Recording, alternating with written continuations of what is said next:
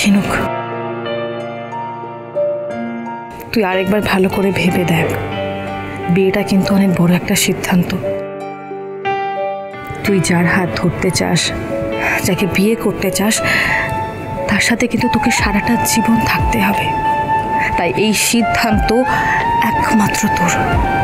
দেখি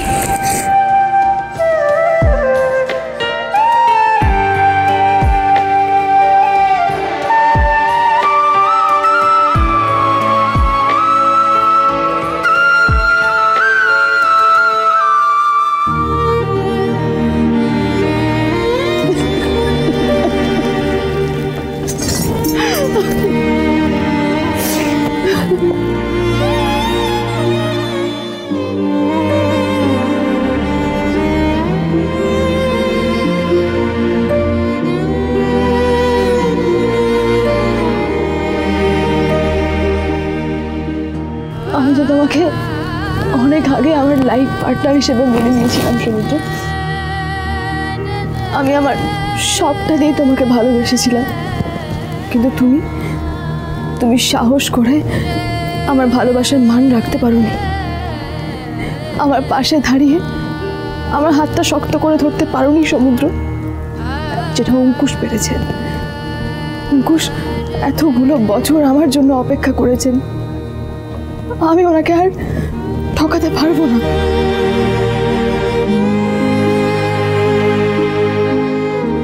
দেখি দেখি মা, সরো সরো। এই যে কি করছো এখানে? আমি শুধু একবার। আরে কি এত আমদা আমদা করছো? একটু ঝেড়ে কাটছো তো বাবু, কি প্রয়োজন? আমি শুধু একবার ঝিনুকের সঙ্গে কথা বলতে চাই, ব্যাস। কি কথা বলতে চাও তুমি? আর একটু পরে মেয়েটার বিয়ে, বরযাত্রী চলে এসছে, আবার তুমি বলছো ওর সাথে তুমি কথা বলবে? সদ্য তো নিজের বিয়েটা ভেঙে এসেছো, এখন ঝিনুকের বিয়ের আগে তোমার এই অপয়া ছায়া যেন ওর উপর না পড়ে। বৌমা, এই ছেলেকে আমার একেবারে বিশ্বাস হচ্ছে না। তুমি এই ঘরের সামনে পাহারা দাও, আর আমি যখন বলবো তখনই ঝিনুককে নিয়ে একেবারে মণ্ডপে আসবে, ঠিক আছে? ঠিক আছে মা, যাও এখান থেকে, যাও।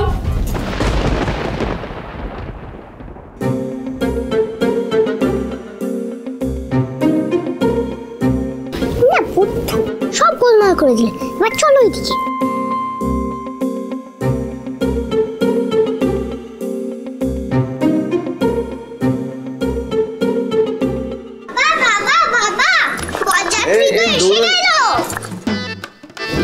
ওদিকে আবার ঝিনুকের বৌদি দরজা বাইরে পাহারা দিচ্ছে, আমি তো একবার ওর সঙ্গে দেখা করার সুযোগও পেলাম না। এই সুযোগ পাইনি মানেটা কি? তোরই আমাকে সব বলেছে, বোকার মতো দরজার বাইরে দাঁড়িয়েছিলি, তাই তো এই পাহাড়টা বসেছে। তুই তো ক্যাবলা কেন বলতো দাদা? ডিরেক্ট ঘরে ঢুকে গিয়ে কথা বলতি তো, তাহলে বাইরে দাঁড়িয়ে গিয়ে গোলমাল করে চলে এলো। না কিভাবে কি করব বুঝতে পারছি না তো। এই পাহাড়ায় এতজন আছে, ঝিনুককে তো বার করতে হবে যে করে হোক। আসুন আসুন, এই বড় নালাটা নিয়ে এসো। কেউ এই তো দেখি।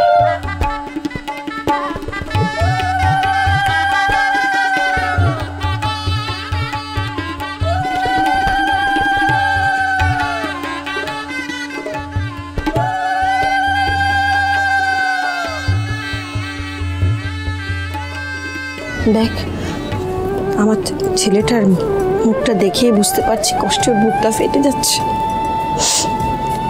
কিন্তু এই বিয়েটাও কিছুতেই মেনে নিতে পারছি না। কিন্তু এই বিয়েটা কি করে যে আটকাবো সেটাও তো বুঝতে পারছি না, কি করি বলতো? আমি মায়ের সঙ্গে কথা বলেছিলাম মেজো, মা শুনছেন না, উনি নিজের কথা রাখবেনি। আর ওদিকে ঝিনুকের জেঠি, সেও তো বিয়েটা দিতে উঠে পড়ে লেগেছে, আর কিছু করার নেই রে। তাহলে কি সমুদ্র সারা জীবন কষ্ট পাবে বড়মা? ঝুম্পার সাথে তো ওর ডিভোর্স হয়ে গেছে, এখন তো ঝিনুককে বিয়ে করতেই পারে, তাহলে কেন নয়?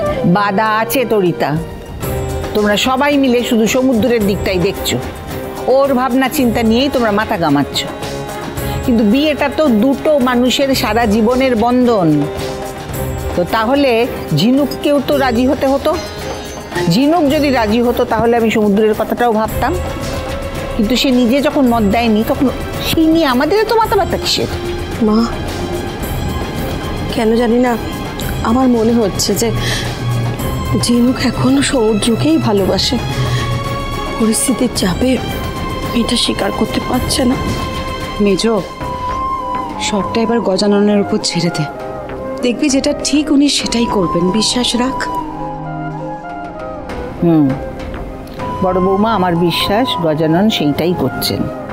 তাই বিয়ের মতন একটা শুভ অনুষ্ঠানে তোমরা সবাই চোখের জল ফেলো না, নিজেকে সামলে ঝিনুকের আনন্দে সামিল হও, তাতেই সকলের মঙ্গল হবে। আশুতোষবাবু, ট্রাস্ট মি, আর কোনো রাস্তা নেই। মানে এই বিয়েটা তো আটকাতে হবে, যে করে হোক, সে ধরে হোক বেঁধে হোক, ঝিনুককে এখান থেকে বার করতেই হবে। আর এই কাজে তোমাকে হেল্প করতে হবে। না না না না না না, আমি এরকম কোনো ইলিগাল কাজে পুলিশ হয়ে পার্টিসিপেট করতে পারবো না। সরি দাদার ঝিনুকদি পুরো লাইফ এর সাথে জড়িয়ে আছে, আর আপনি বলছেন যে পারবেন না। না, আমি পারবো না, কারণ এটা হয় না, এটা একটা ক্রাইম। বিয়ে থেকে কোনোকে কিডন্যাপ করে নিয়ে যাওয়া যায়নি। তেজ, আর ইউ ম্যান? তুমি একটা বাচ্চার কথা শুনছো? হ্যাঁ, মানে আমি তো ভেবেছিলাম তুমি অ্যাটলিস্ট একটা কোনো সেন্সিবল প্ল্যান ভেবে চিন্তে বের করবে। এক মিনিট গো, এই মুহূর্তে না এটা সব থেকে বেশি সেন্সিবল। না গো, এটা একদমই ননসেন্সিক্যাল, আটার ননসেন্সিক্যাল একটা প্ল্যান। তোমাদের মাথা খারাপ হয়ে গেছে, তোমরা এটাতে সায় দিচ্ছ। তার মানে আমাদের এই প্ল্যানে তুমি আমাদের সাথে থাকবে? না না না না, এটার কোনো প্রশ্নই উঠছে না। আমি বলবো আসতে, আমি পুলিশ হয়ে এরকম একটা ইলিগাল কাজে পার্টিসিপেট করতে পারবো না। ও, যা বলছো কথাটা ভেবে বলছো। হ্যাঁ হ্যাঁ হ্যাঁ। মা কিন্তু খুব রেগে যাচ্ছে বাবা। তো আমি কি করবো? রেগে যাচ্ছে তো সব কথা মেনে নিতে হবে নাকি? রেগে গেলেই আমরা তো মেনে নিই, ভালো পিপি রেগে গেলে খুব বকে।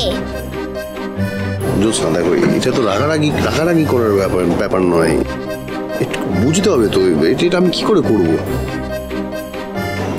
আর শোনো, এটা আমার ভাইয়ের সারা জীবনের ব্যাপার, ওর ভালোবাসার ব্যাপার। আর তুমি কি এই কথাটা আগে কখনো শোনোনি যে everything is fair in love and war? আর এটা love as well as war for love, ভালোবাসার লড়াই। আমি তো সেইটা অস্বীকার করিনি যে ওয়ার ইজ লাভ, আর আমি এটাও বলছি না যে আমি তোমাদের পাশে নেই। ও, তার মানে তুমি আমাদের সাথে আছো, তাই তো? আছি, কিন্তু না, কিন্তু ডিরেক্টলি নয়। কি রকমের কথা হলো জামাইবাবু? না দেখো, আমি আমি আমি সত্যিই বলছি রেশমি, আমার পক্ষে এটা করা সম্ভব না। আমি তোমাদের সাথে আছি, কিন্তু ওই ডিরেক্টলি ওই কিডন্যাপিংটা আমাকে ছেড়ে আমি করতে পারবো না। ডোন্ট ওয়ারি পিসো, তোমাকে কিডন্যাপার হতে হবে না। বল, অন্য কেউ হবে। অন্য কেউটা কে? আরে তুমি আমার বাবাকে চেনো না? আমার বাবা কেমন আমাকে একবার কিডন্যাপ করেছিল, মামামকেও করেছিল। আমার বাবা ছাড়া আর কেউ কিডন্যাপার হতে পারবে না। ভালো, এই পাকা মেয়ে, চুপ।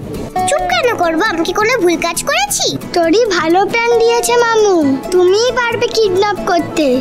আর তোমাকে আমরা মিমিকে কিডন্যাপ করতে হেল্প করব। এই সুধা যদি জানতে পারে না যে তুমি এগুলো শেখাচ্ছ তোমার মেয়েকে, তাহলে তোমার একদিন কি ওর একদিন। তা জানবে কি করে? আপনি বলবেন নাকি?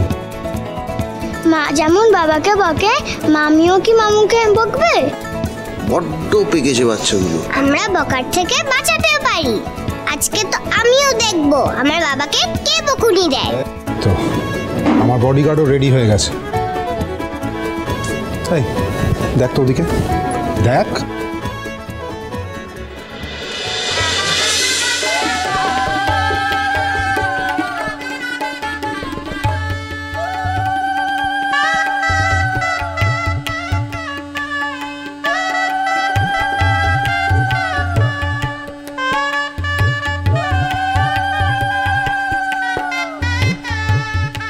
আসুন আসুন, আপনারা এসো,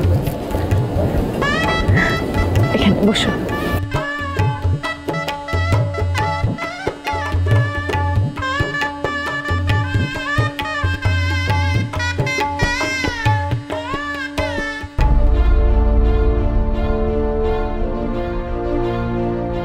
বিয়ের পিঁড়িতে অঙ্কুশ অলরেডি বসে গেছে, একটু পরেই ঝিনুককে বিয়ে করে নেবে। তুই বুঝতে পারছিস? সারা জীবনের জন্য ঝিনুক অঙ্কুশের হয়ে যাবে। সহ্য করতে পারবি?